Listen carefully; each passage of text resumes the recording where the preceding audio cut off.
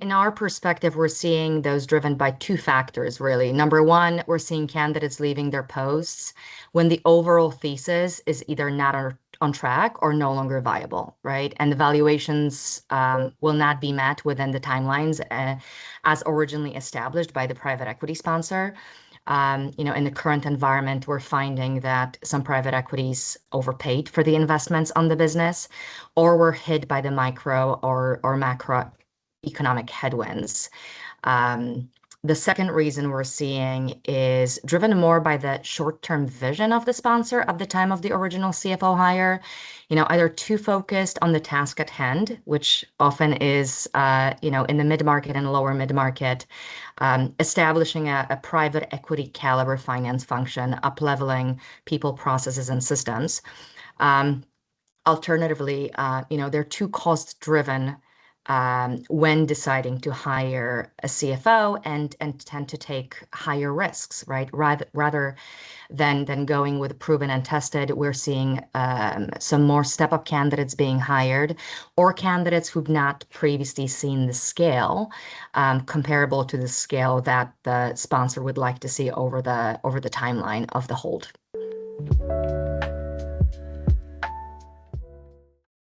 There's the question of, the CFO who makes the entire turn with a private equity, and then there's a CFO that is even suitable for private equity, right? Sure. Overall. So I think I'd like to answer the latter, because that is something that is probably most critical in all of our searches, right? Private equity funds expect that their CFOs understand and live that type of environment, right? Because lasting as a CFO in a PE-backed company means shifting, if you're coming from a corporate world, it means shifting from historical scorekeeping to performance finance, right? Surviving CFOs excel at execution under pressure, manage sponsor relationships proactively, and use, technology and data to shape enterprise value over time, right? And I would really break it down into four categories.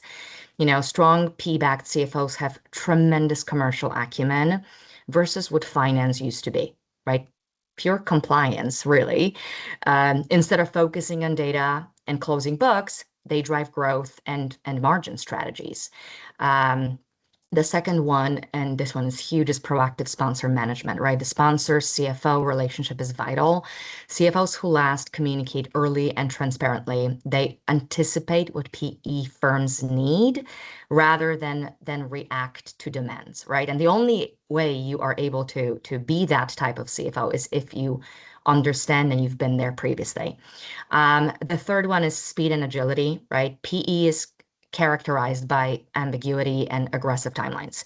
Successful CFOs embrace change, they move quickly, and they are comfortable upgrading people, processes, and systems. And the last one I would say is exit experience, right? We're seeing more and more funds really prioritizing this as a requirement when hiring their next CFO. Sponsors prioritize CFOs who know how to build a finance narrative, manage buyer diligence, and prepare the data room for a liquidity event, right? Because that's the end goal. I mean specific environment the CFO is stepping into, right? The business stage, the ownership structure, the growth plan, and the reporting expectations, all of which really shape the success for the private equity-backed company. And the article that also includes sponsors' priorities, right? And the investment thesis, the level of leverage, how much transformation is required, right, on day one, and then down the line as the business scales. Because those factors change, right? And the CFO must adapt day to day.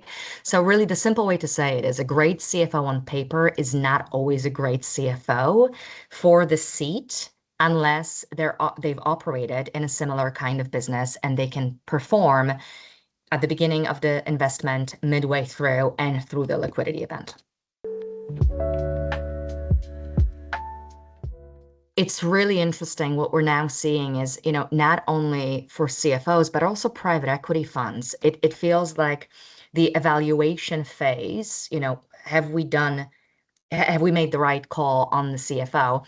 That evaluation phase is also shrinking in timelines. So it's really a period of intense operational assessment, right? Strong cash discipline, strategic alignment with the investor's investment thesis. And the goal is to establish financial control, build operational velocity, and map out a value creation roadmap, again, to get the business through the remainder of the investment.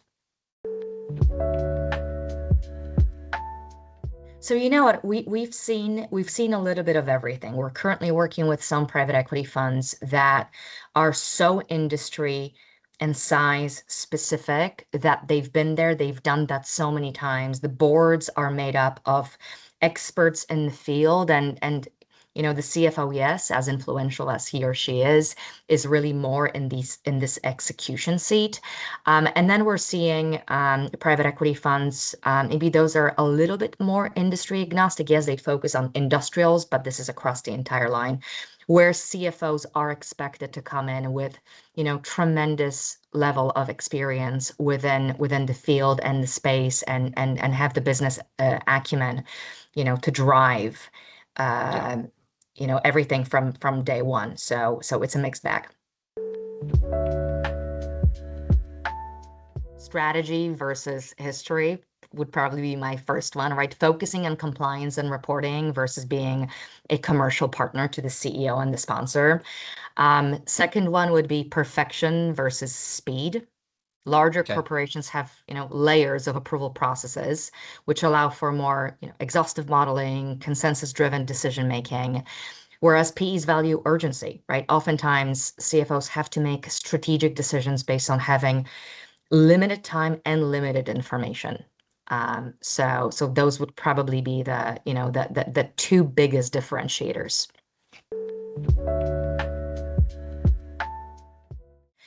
So given that there's a limited time, right, of the investment, we're looking at about 4 to 6 years, and most CFOs tend not to stay post-exit. Um, it there's a limited time to make and drive significant growth. Sponsors hire for, hard driving endurance, strong business acumen, ability to navigate ambiguity, and most importantly, the emotional intelligence to do it all with poise and grace, right? Which is probably the most challenging part of getting that job done. So in other words, get things done without burning the ship, right? And Yeah. without damaging what you find, and building a strong culture is at the forefront of these private equity funds as well. Private equity world is a lifestyle where you trade comfort and stability of a large corporate role for fast-paced, value-driven one that offers a prospect of a lucrative liquidity event. So that's my sentence. Prospect being the key word. Being unfazed, unflappable, and stoic. That would probably be the word I would use. People who tolerate stress, change, and uncertainty tend to do best in the private equity environment.